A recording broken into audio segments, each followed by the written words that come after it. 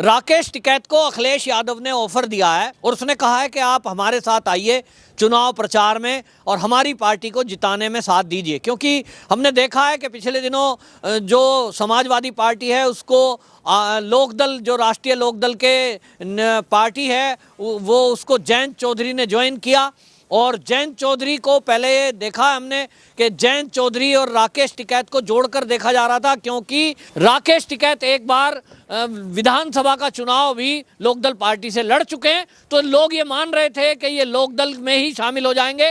लेकिन राकेश टिकैत ने पत्रकारों के कई बार पूछने के बाद भी एक ही जवाब दिया, मैं राजनीति में नहीं आ रहा हूं, मैं चुनाव नहीं लड़ रहा हूं। लेकिन जो उनके प्रवक्ता हैं धर्मेंद्र, उन्होंने कहा कि हमारी एक राजनीतिक पार्टी है और हम किसानों के लिए काम करते हैं, थोड़े दिन में हम तय करेंगे। यानी इशारा साफ है कि ये भी हो सकता है कि ये जो किसान यूनियन है, भारतीय किसान यूनियन, ये राकेश टिकैत अपने कैंडिडेट अलग से उतार दें।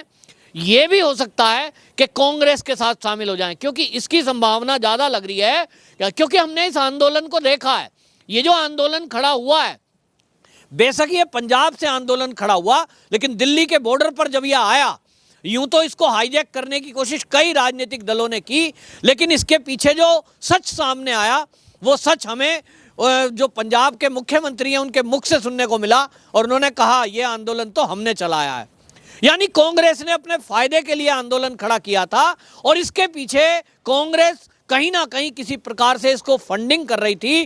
कांग्रेस को यह लग रहा था कि पूरे देश में जो उसका आधार खिसक रहा है, इस खिसकते आधार में वो किसान के मुद्दे पर पूरे देश में अपना कोई आधार बना ले जाएगी। और इसलिए ज्यादातर संभावना यही मानी जा रही है कि राकेश टिकैत, जो समाजवादी पार्टी का ऑफर अभी स्वीकार नहीं कर रहे हैं, कल पता नहीं क्या होता है, लेकिन आज की डेट में मना कर दिया गया है। जयंत चौधरी खुलकर जा चुके हैं समाजवादी पार्टी के साथ। अब ऐसे में राकेश टिकैत के पास क्या ऑप्शन बचा है? अगर वो लोकदल से अलग होकर पश्चिमी उत्तर प्रदेश में, जहां से राकेश टिकैत का गढ़ माना जाता है, जो घर माना जाता है, वहीं से जयंत चौधरी आते हैं, उनका भी कोर वोटर वहीं रहता है, तो अगर वो अलग से लड़ते हैं कांग्रेस को सहारा बनाने के लिए, या कांग्रेस के साथ मिलकर के अलायंस बनाकर और राकेश टिकैत तब उतरते हैं, या राकेश टिकैत कांग्रेस के निशान पर अपने जो वो है किसान यूनियन के लोगों को उतारते हैं, तो निश्चित रूप से इसका फायदा भारतीय जनता पार्टी को मिलेगा। क्योंकि जब जाट बेल्ट में दो जाट अलग अलग खड़े हो जाएंगे, एक समाजवादी से या यूं कहिए राष्ट्रीय लोकदल से, और एक खड़े हो जाएंगे कांग्रेस के टिकट पर, निश्चित रूप से जो बीजेपी का कोर वोटर है वो बीजेपी पे ही रहेगा। निश्चित रूप से clean sweep Bharatiya Janata party को मिलेगी, और ऐसा राहुल गांधी नहीं होने देना चाहेंगे। वो जरूर चाहेंगे कि भारतीय जनता पार्टी को पश्चिम उत्तर प्रदेश में कमजोर करें, और इसके लिए जैसा जिस लिए उन्होंने फंडिंग की थी, इस आंदोलन की फंडिंग के खुलासे हुए थे कि कांग्रेस के जो विधायक हैं पंजाब के, वही कह रहे थे कि ये जो आंदोलन है इसकी फंडिंग तो कांग्रेस कर रही है। तो सवाल ये है कि कांग्रेस फंडिंग क्यों कर रही है? कांग्रेस इसलिए कर रही है कि हम देख रहे हैं कि पंजाब में चुनाव है, वो चाहती थी वहां उसको फायदा मिल जाए इस किसान आंदोलन से, किसानों को लगे कांग्रेस साथ है। लेकिन आज की डेट में जो हालात हैं, पंजाब में भी ये किसान आंदोलन अब कांग्रेस का सिरदर्द बन गया है। फिर से रेल रोको आंदोलन वहां 20 तारीख से चलने वाला है। किसानों की मांग है कि दिल्ली बॉर्डर पे हम बैठे रहे 1 साल, केंद्र सरकार ने हमारी बात मान ली, बिल वापसी हो गए, एमएसपी पे कमेटी बन गई, हमारी पराली पर भी बात मान ली गई, हमें मुआवजा भी दे दिया। अब इसके बाद जो पंजाब सरकार है, ये ऐसे एक्ट बनाए हुए है जिसमें किसानों को जेल तक जाने का प्रावधान है। तो अब चन्नी सरकार इस पर फैसला क्यों नहीं ले रही? ये अब चन्नी को घेरे हुए हैं। अब ये कांग्रेस का सिरदर्द बनेगा, जो जिन कांग्रेस ने खड़ा किया था बीजेपी को हराने के लिए, अब वो उसी की तरफ मुड़ चुका है। ये भारतीय जनता पार्टी और मोदी जी की कूटनीति है कि उन्होंने वो जो बोतल में बंद जिन्न था कांग्रेस ने खोला, अब खोल तो दिया, कांग्रेस के सिर पड़ने वाला है। यही हाल उत्तर प्रदेश में होने वाला है कि उत्तर प्रदेश में, पश्चिमी उत्तर प्रदेश जो क्षेत्र है, कांग्रेस ये चाहती थी कि वहां से राकेश टिकैत के नाम पर उसके कैंडिडेट खड़े होंगे, राकेश टिकैत मंच से या इनडायरेक्ट डायरेक्ट में उनका सपोर्ट करेगा, और वहां से वो अच्छे खासे टिकट ले जाएगी।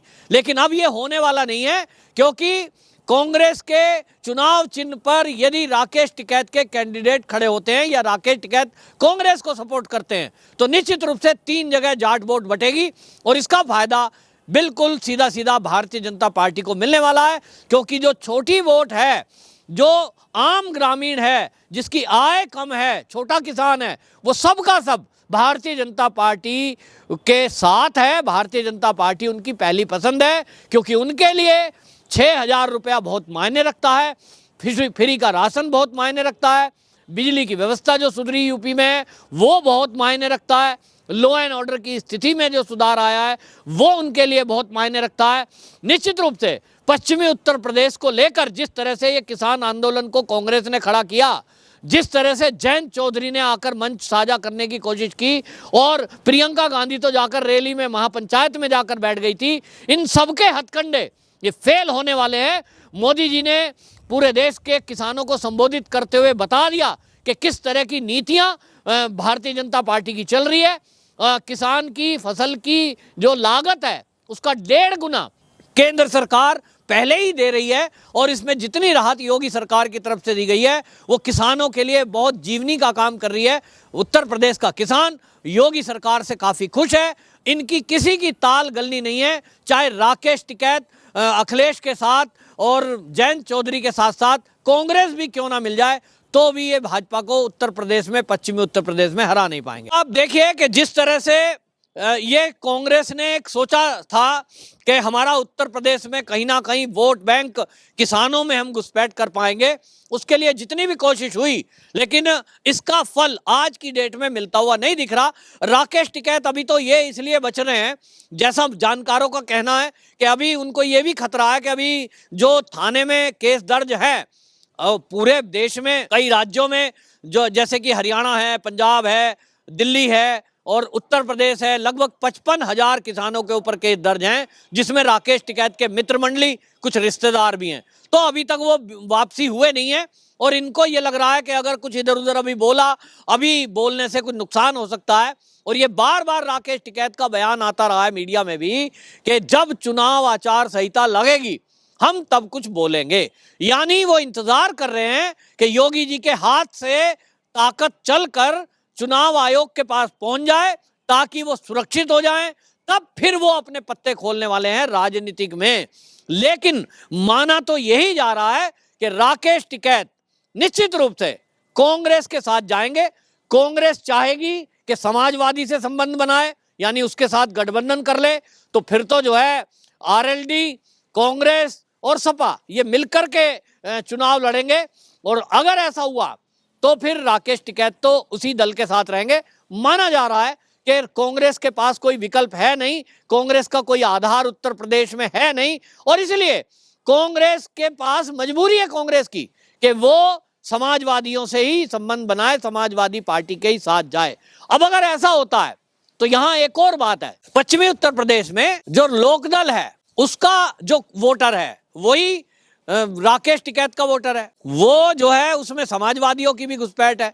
किस तरह से टिकटों का बंटवारा होगा, इनके लिए ये सिरदर्द बनेगा। तो ये इनकी कोशिश है कि भारतीय जनता पार्टी को पश्चिमी उत्तर प्रदेश में ये हरा ले जाएं। लेकिन जिस तरह के आंकड़े अभी तक आ रहे हैं उसमें ये देखा जा रहा है कि ये अगर तीनों दल भी मिल गए, कांग्रेस, समाजवादी, लोकदल मिल गए, तो भी भारतीय जनता पार्टी को ये नहीं हरा पाएंगे। क्योंकि भारतीय जनता पार्टी का जो वोटर है वो वोटर है जो गरीबी रेखा के नीचे या गरीबी रेखा में रहने वाला व्यक्ति है, आम आदमी है। और जो राकेश टिकैत का ये 1 साल का धरना प्रदर्शन रहा है, इससे राकेश टिकैत की छवि उनके क्षेत्रों में बहुत ज्यादा अच्छी नहीं रही है। और जो लोग ये धरने प्रदर्शन में रहे हैं साथ, वो तो हमेशा ही साथ हैं। उन्होंने भारतीय जनता पार्टी को किन्हीं ने वोट दी होगी, लेकिन जितनी वोट छिटकी हो वो वोट आज भारतीय जनता पार्टी की बढ़ी भी है। क्योंकि मैंने खुद देखा है मुजफ्फरनगर, शामली, बागपत, बड़ौत, जिस तरह से गांव के अंदर स्वयं सहायता समूह बने हुए हैं, महिलाओं को जोड़ा गया है रोजगार से, वहां गांव-गांव में जिस तरह से लोगों का जीवन स्तर सुधरा है योगी सरकार में, तो इसका एक बहुत भारी असर उस तबके पर पड़ा है जिनकी स्थिति वहां बहुत खराब थी। दूसरी बात, ये जो दबंग टाइप के लोग हैं, राकेश टिकैत का परिवार, खानदान और उस तरह के लोग हो गए, इनके क्षेत्र में ये हमेशा अनुसूचित जाति, जनजाति, इस वर्ग को तो हमेशा दबाते रहे हैं, दबा के रखा है। वो लोग भी इनके साथ तो जाएंगे नहीं। वो भाजपा का अपना परंपरागत वोट है और इसलिए राकेश टिकैत भले ही अभी पत्ते नहीं खोल रहे हैं, लेकिन जिस दिन चुनाव आचार संहिता की घोषणा होगी, माना यह जा रहा है कि राकेश टिकैत कांग्रेस के इशारे पे ही काम करेंगे। राहुल गांधी जो कहेंगे, प्रियंका गांधी जो कहेंगी, वही राकेश टिकैत करने वाले हैं। आगे आने वाले दिनों में आपको ये खुलकर दिखाई देगा कि ये कांग्रेस के मंच पर खड़े होकर कांग्रेस के लिए वोट मांगते दिखाई देंगे।